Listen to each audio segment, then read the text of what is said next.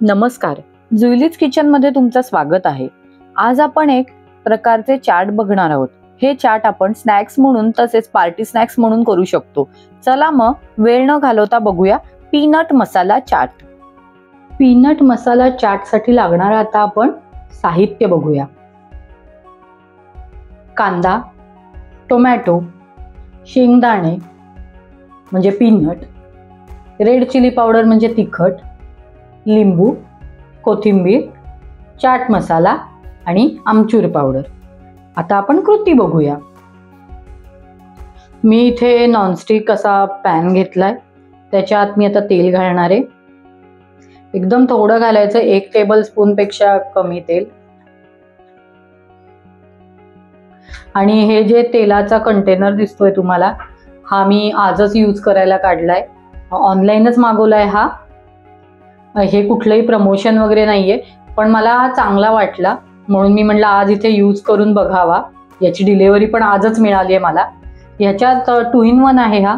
एक तर इथे तुम्ही बघितलं असेल की मी इथनं तेल पण टाकते वरनं प्रेस केलं की, आणि दुसरं ब्रश पण आहे, म्हणजे तुमच्या इडलीच्या भांड्याला किंवा अजून थोडंसं तुम्हाला ब्रशिंग करतो आपण कुठल्या याला, तर त्याच्यासाठी हे मला वाटतं 2 in 1 ऑइल कंटेनर छान आहे।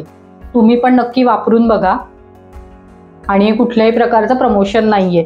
जसं मी तुम्हाला ह्याच्या आधी म्हणली होती की मला जे किचन आवडतील, किचन ॲक्सेसरीज म्हणा किंवा किचन आयटम्स वगैरे, तर ते मी तुमच्या बरोबर नक्की शेअर करीन। तर त्यातलं हे एक प्रोडक्ट आहे।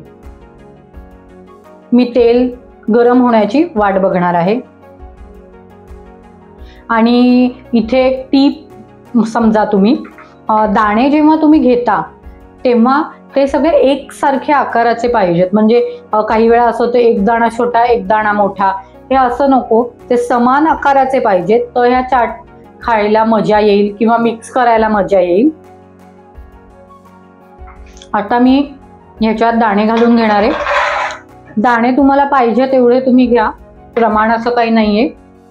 आणि हे छान परतून घ्या।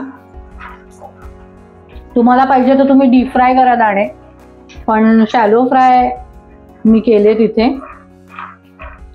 जेणेकरून तेल कमी पोटात जातं। आणि तेल पण मी खूप कमी टाकलंय, तुम्ही बघितलं असेल, कारण दाणे जे आहेत ते पण ऑइल रिलीज करतात।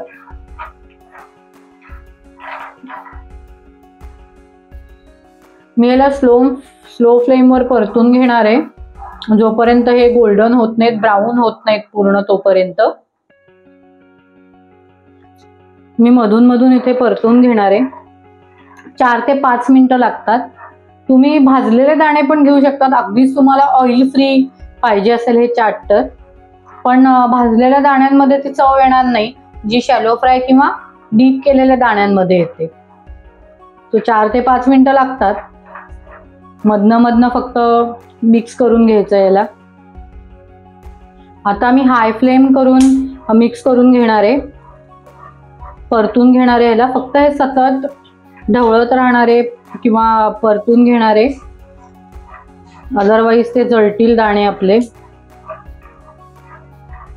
ऑलमोस्ट होत आले असतील, तुम्ही बघत असाल रंग त्यांचा हळूहळू चेंज होतो आहे। आता पुन्हा फ्लेम स्लो केली आहे, बस इथे झालेत आपले दाणे। आता मी याला एका बाउलमध्ये ट्रान्सफर करून घेणार आहे।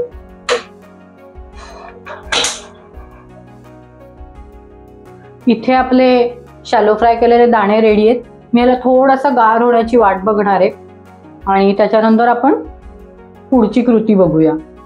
मी तोपर्यंत याला जस्ट याची वाफ काढून घेण्यासाठी याला थोडंसं परतून घेणार आहे, जेणेकरून वाफ पटकन निघेल। आवाज बघू शकत असाल तुम्ही।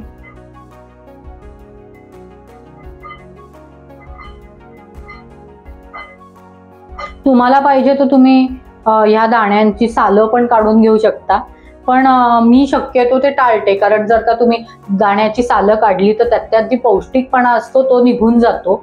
म्हणून मी कुठल्याही प्रकारचे सालं काढणं शक्यतो अवॉइड करते कुठल्याही पदार्थाची। जो ओरिजिनल आहे तसाच मी करण्याचा प्रयत्न करते। हे शेंगदाणे जे आहेत ते मी आता रूम टेम्परेचरवर आणलेले आहेत। पुढील कृती बघू आता आपण. सगळ्यात आधी मी ह्याच्यात घालणार आहे कांदा. कांदा अगदी बारीक चिरून घ्यायचा नाहीये, अदरवाईज तो चाटमध्ये जाईपर्यंत मॅश होतो, मग तो चांगला लागत नाही. सो मी तुमच्या आवडीनुसार चवीनुसार कांदा घ्या. त्याच्यानंतर इथे टोमॅटो अगदी बारीक चिरलेला नाहीये.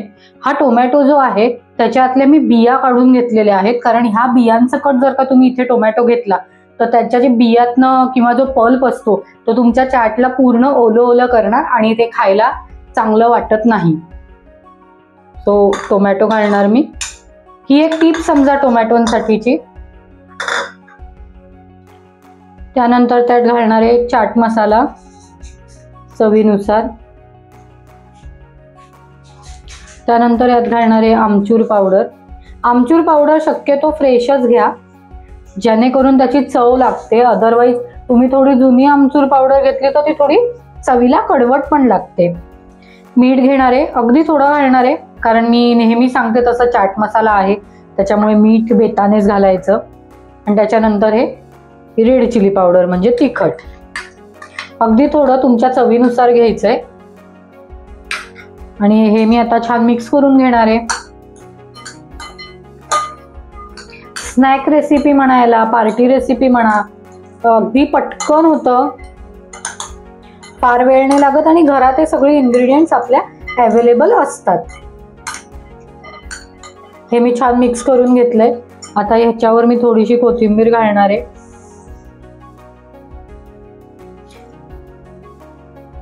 मला कोथिंबीर खूप आवडते, त्याच्यामुळे मी शक्यतो प्रयत्न करते की माझ्या प्रत्येक पदार्थात कोथिंबीर असली पाहिजे.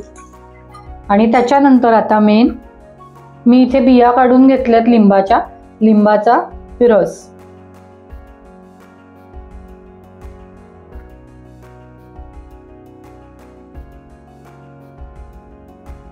आणि हे पुन्हा छान मिक्स करून घेणार आहे. तुम्हाला पाहिजे तर तुम्ही याच्यावर शेव घालू शकता. मी हे असंच ठेवणार आहे. आता आपण याला सर्विंग बाउलमध्ये काढून घेऊया. इथे रेडी आहे आपलं पीनट मसाला चाट. तुम्ही नक्की करून बघा. तसेच कमेंटमध्ये सांगा ही रेसिपी तुम्हाला कशी वाटली. आणि माझं चॅनल अजून सबस्क्राईब केलं नसेल तर प्लीज सबस्क्राईब करा. नेक्स्ट रेसिपीला भेटूया. थँक्यू.